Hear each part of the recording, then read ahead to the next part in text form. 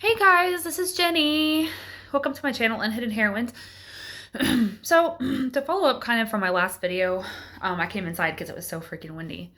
Um, I want to talk about sobriety because I am just now coming back out of a chapter of darkness, healing from a terrible ending to a terrible karmic relationship, and um, can't blame him for anything, can't blame that for anything. I make my own choices. That pain and the misery of drinking brought me back around to wanting to sit with myself and ask myself, why are you doing this? Let me give you a little backstory about myself. I had a drinking and drug problem for years, for like 15 years of my adult life, from the time I was 20 until the time I was like 34, almost to my 35th birthday.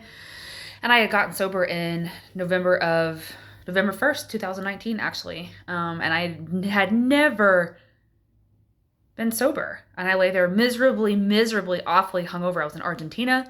I left for Medellin, Colombia on a one-way ticket in 2017 to embark on my dream of traveling. And I was about to go back to Colombia at that point, but I remember it was always everyone else's problem that I was drunk or hungover or had horrible consequences for my drinking, stayed in debt because of drinking, always carried about between 80 and 100 extra pounds of fat on my body because of drinking and things like that. And these are the epiphanies that I had November 1st, when I woke up wicked hungover.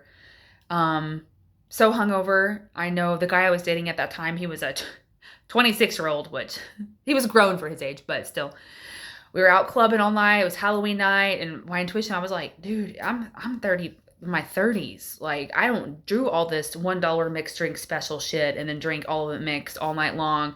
Like, I can drink with you guys, but I got to stick to one thing, and I'm not 21 anymore. And I remember, and the drinks kept flowing. I just kept saying, sure, why not? Sure, why not? And I was drinking with them like I was their age, and it was not. Before I knew it, the sun was coming. We were leaving the club, and the sun was coming out, and I was like, oh my God, it is 6 a.m. in the morning. And he was totally safe, and all his friends were totally safe, but we were with his cousin, and she had friends that were out with us, and one of them had a classmate that was with him, and they were like, let's all go to his house, and let's grill out meat, let's go get beer and keep the party going. And I was like, my 34-year-old ass is going to go to bed. You guys can do whatever you want to do. I don't even care. I just want to lay down and go to sleep. Well, I remember I had like a 4-hour nap. You know, that awful feeling, like when you know you're going to feel like shit the next day, and it's already the next day. You don't even want to go to bed because you know you're going to wake up and you're going to feel like death. And I remember I woke up, and in that part of Argentina, it was so hot. It was like 100 degrees, and they don't have ACs there. That's not a way of life. And so I remember I was so hot, and I didn't remember where I was. And that's the worst feeling. I didn't remember where I was. I had vomit caked to my mouth. I was just sweating buckets. Didn't know where Leo was. Heard music, heard laughter, heard something, smelled meat grilling. And I was so thirsty. I was parched. Did not know where to find drinking water, which in that part of Argentina, you couldn't just drink out of the faucets. I was like, where is bottled water? Oh my God, what? It was miserable. And I lay there and I just started sobbing. And I'm sharing this story because either you have also overcome it and you can relate to this, or you are still there and you've never taken the leap into sobriety, or you were there, you did get sober, and you've relapsed. And you're so fucking tired of this shit, drinking and being hungover and the feelings and the not dealing with the real feelings. I'm just being real with you right now. So anyway, I got sober, and I realized at that time, laying in there November 1st of 2019 in Argentina, in that hot ass small town, in that stranger's house in a spare bedroom, I just lay there sobbing. And I was like, my God, I left in June 2017, with a one suitcase on a one-way ticket to show up in Medellin, Colombia by myself, $700 in my pocket, didn't have a plan, didn't know how I was going to make money. That's brave as fuck. And here I am, a little over 2 years later. How brave am I really? Because if I have to be really honest, this is not a fucking life. This is not the life of my dreams. This is awful. Nobody is making me do this. Nobody is making me do this. Why am I choosing, and it has the same outcome every time? And I've negotiated this for years It's always been somebody else's problem. It was always, well, I wouldn't have had shots if they didn't open the bottle. Well, I wouldn't have had shots had they hadn't come and ordered rounds of shots. Well, I wouldn't have had another shot if someone hadn't g- offered to buy me one. Well, I wouldn't have even been out on that Tuesday night had someone not had a birthday party. Well, I wouldn't have even been drinking like that if my partner wasn't an alcoholic. My first girlfriend was an abusive alcoholic. And my second partnership with my next partner, a woman I imbibe, Sherry, she's chapter 13 of my book. If you guys have read my book, you know my story. Um, I would have never even been in the bar like that had it not been for her lifestyle.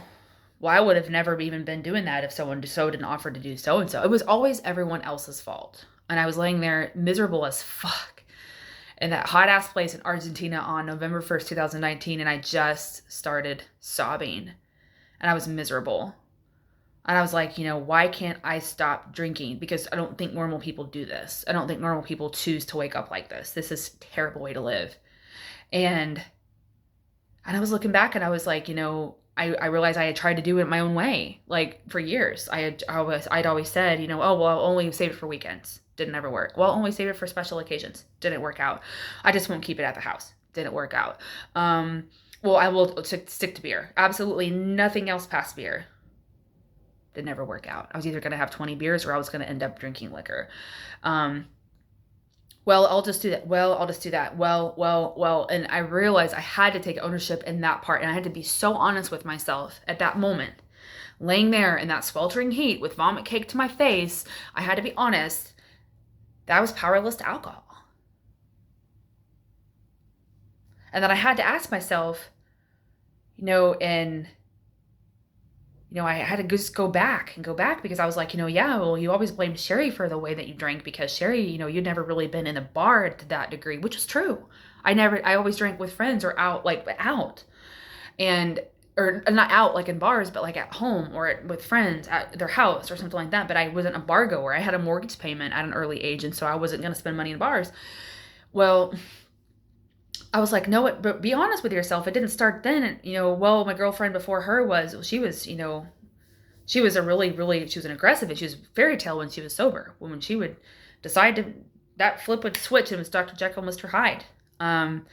She'd get shotgun a bottle of vodka or whiskey in 10 minutes. You didn't even know she did it. And she'd be abusive and stuff. And I had never experienced alcoholism like that with somebody ever. I didn't have a whole lot of friends though that drank like that. And I look back over the years and I was like, no, but this, and I would go back and go back and go back. Did I come from, my parents didn't really drink at home. We didn't hardly ever had alcohol in the house. I had to go back to where did this start? Because I remember when I had my very first taste of alcohol, I think I was 17 or 18 and it was like a New Year's Eve party I think either at our house or a friend's house. It wasn't offered to me. I just said, I want to taste it. I've never tasted alcohol. But nobody around me ever abused alcohol. We didn't have alcohol and drugs in our home. I rarely saw my parents have a beer. Maybe one over the summer after mowing the lawn. And then nope, not even at a Mexican restaurant while we had Mexican food. Maybe, once in a blue, not even so much that I can even recall. Maybe at some point there was a goblet of Mexican beer. Never saw either of my parents drunk. And maybe only on New Year's Eve if we would get together with our neighbors and all the adults would play cards or board games or whatever. And they would have a couple of mixed drinks. Never saw anyone drunk, was never exposed to that kind of thing. I had to be honest with myself at that moment, November 1st, 2019, laying in that sweltering heat in Argentina with puke cake to my face, with my throat like sandpaper, sweat dripping off of me. And I was like, this started when I was 20 and I had to go back to the root of it. And at 20 years old, I went through two significant traumas. And one was with my mother. And 6 days after that was when I was kidnapped and I was violently sexually assaulted. And that was in small town Oklahoma, in Yukon, Oklahoma. And I realized that ever since then, that's when alcohol started and that's when cocaine started. And I would have never, ever considered doing an 8-ball of cocaine if I wasn't drunk. I would have never, ever considered popping Oxycontins or 5 in one night and be laying in the floor fucked up with my roommate walking in and going, oh my God, are you alive? And I'm like, yeah, how fucking, I feel amazing. Had it not been for being drunk. I would have never been in all these situations had I not been drunk. Alcohol was the gateway drug. And in 15 years, of my life, I had to own that I was not living up to the things that my soul was asking me to live. And how brave am I really if I buy a one-way ticket to go show up in another country on another continent to go face my fears, which I was doing in really big ways and other ways. But how brave am I really if I always have a flask in my bag to feel like I can talk to people in a hostel? How brave am I really if I feel like I have to sneak a shot before I go do anything out and deal with people? And I had to really, and I just sat there and I was like, the one thing that I have never tried in my adult life is being sober. And that was the biggest light bulb pivotal moment for me.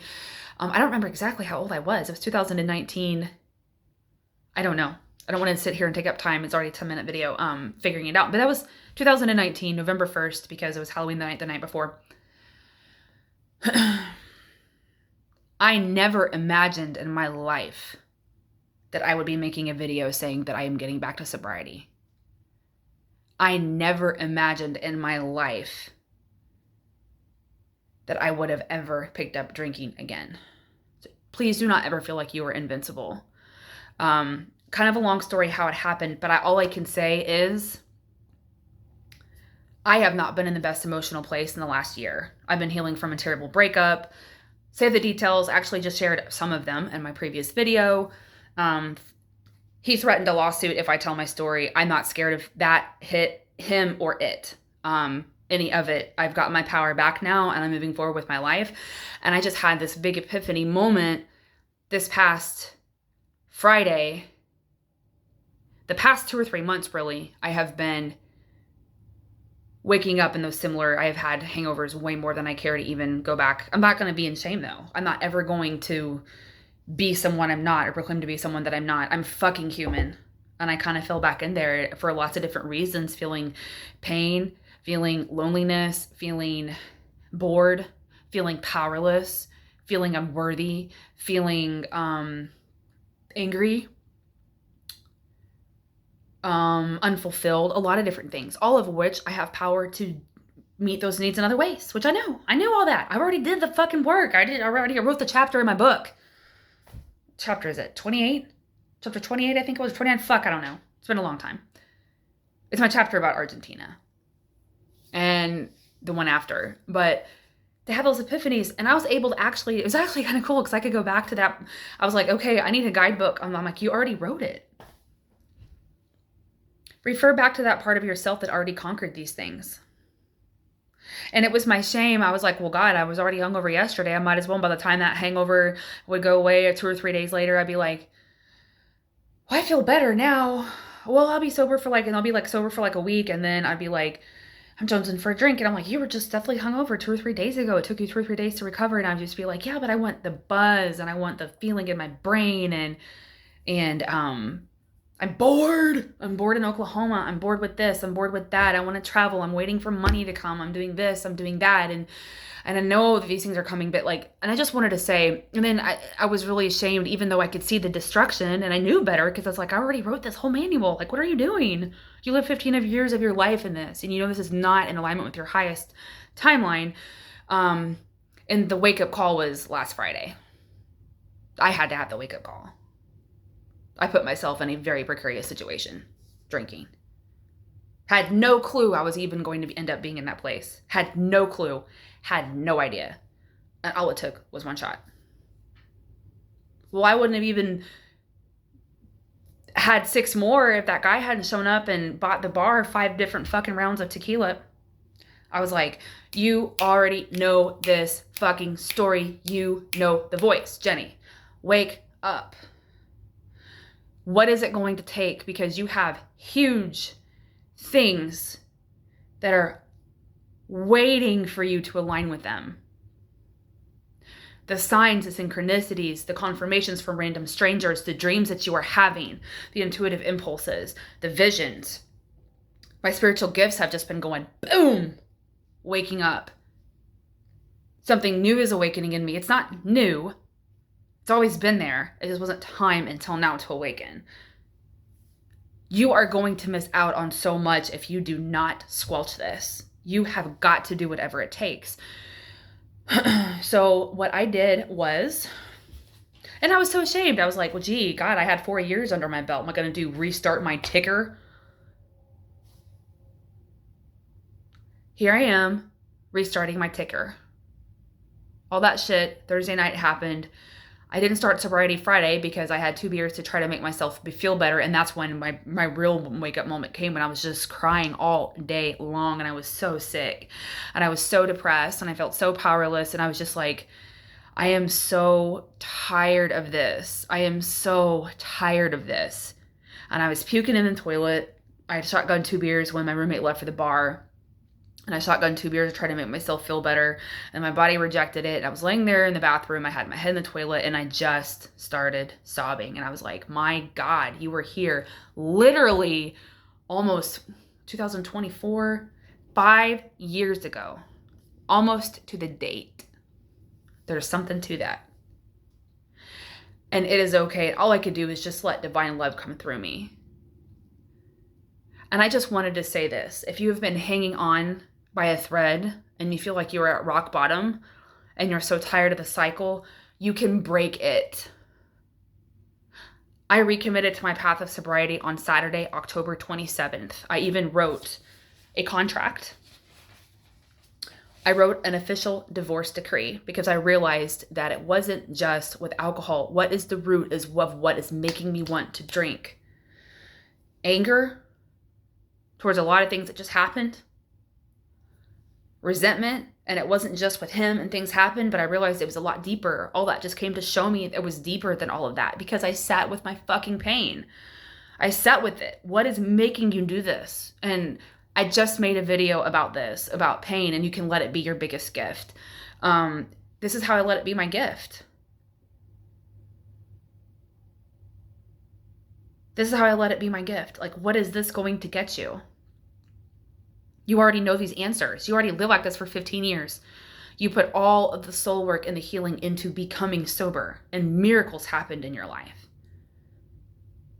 Like, you already know the answer. You don't have to stay there. You don't have to be like, well, I'm starting my ticker over and I got to stupid. Girl, fast forward. You already did all that work. It's literally deciding to be a different person. It's not choosing, it's deciding. When you decide something, you're literally becoming and you're literally embodying a different state of consciousness. I'm no longer relating to that person anymore that's an alcoholic. I just simply am not. When I feel anxious, and I'm going to be doing this whole thing soon with smoking as well, because that's something that I've been doing now for 20 years. And that one scares me the most. Might as well. What am I scared of? Not being enough? Being seen? Not having something to hide behind? Fuck, I don't know. Those are my things to figure out. I'll share them. But I just wanted to say, you can do it. I did it for 4 years. I know that I can do it from this past Saturday for the rest of my entire life. Alcohol does not give you anything. It's fake. It is a mirage. It's a mirage. It's like feeling like you have to steal from someone to get money, but then that money goes quick, or it gets stolen from you, or you have something happen that costs you even more than what you took. It's a ripoff. It's a rip-off. It's a rip-off. And I would like for you to sit down and ask yourself authentically, if this is only for people who want out. I'm not trying to change the whole world to be sober. Only you know what your journey is. This video is for people who are on the struggle bus, who really are seeking, who are like miserable from addiction.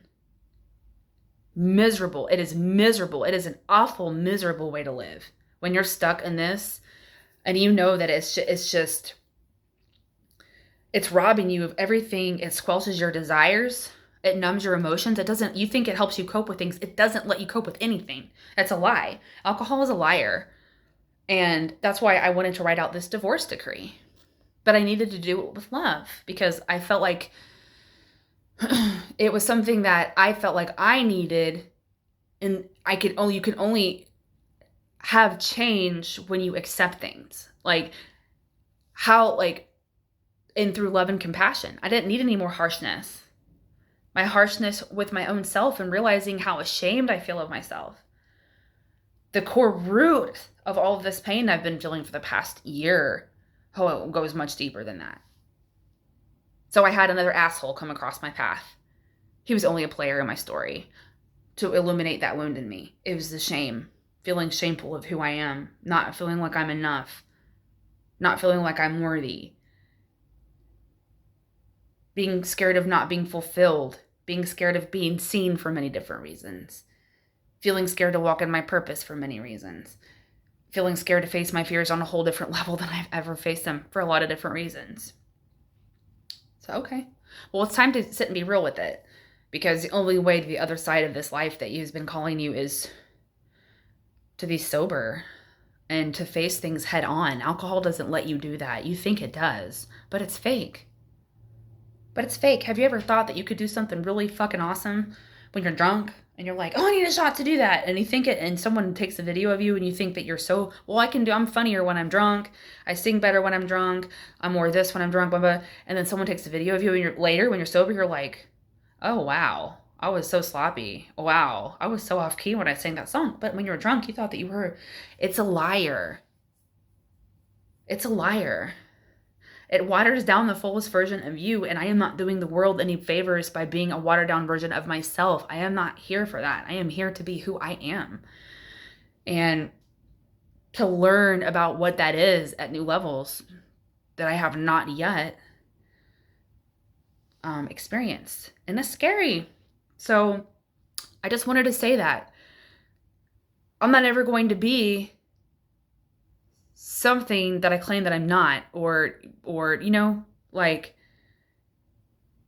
I have a huge following in Oklahoma City, and I never asked for that. It's also another reason why I kind of started drinking. I didn't know what to do with fanfare when my book came out, and so many people love me and adore me and fanfare, and they want to be around me, and they have questions for me, and they're inspired by me and all this stuff. I didn't know what to do. And then I got into that relationship, and I hid there for a little while, and that was awful, and that was a big blowout, and left me with almost $11,000 of debt that he took out in my name, and a big heartache and a huge broken heart. And but I chose it. I had a lot of shit. I'm not blaming him for anything. If you blame other people, well, I wouldn't drink if so-and-so, well, I wouldn't have drank if I didn't go through abuse as a kid. Stop pointing fingers. You can't. When you point fingers and you blame other things on the outside of you, you are choosing to give your power away.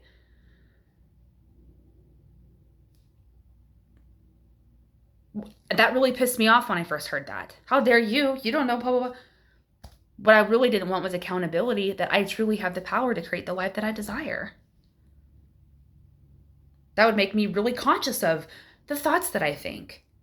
That would make me really hold myself accountable for figuring out what my belief systems truly are that are guiding the narrative of everything that I am doing.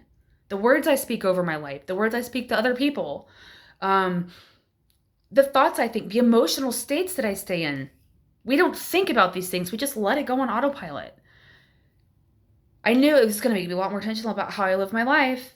It's going to make me think about really analyze my relationships. Are they in alignment with the things that I now realize that I desire, where I'm going, oh, this might mean a lot of change. Okay, well, you have one or two choices. You can either stay there and stay asleep, or you can be brave and you can make these changes. You can do this or you can do this. And you're here in this state now trying to figure these answers out because you're not happy where you are. So let's be honest about what the answer really is. It's time to make those changes, and time to seek those truths, and it's time to speak them, and it's time to live them. So I just wanted to say it's never too late. It doesn't matter how much you've backslid. It doesn't matter it doesn't matter what drug or what alcohol. It doesn't matter if it's food. And that's another thing. It's part of the shame. God, I was bodybuilding this and I put on 25 pounds and I don't work out anymore and I can't believe it. I just don't even like my body and I have these extra curves and I'm drinking and this. And then when I drink, I carb binge and I eat bullshit and this.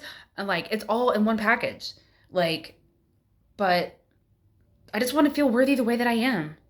Like, and work out because I have a passion to work out, because I celebrate my body and I love my body, not to punish myself because I hate my body. That's a whole different platform from which to make a decision.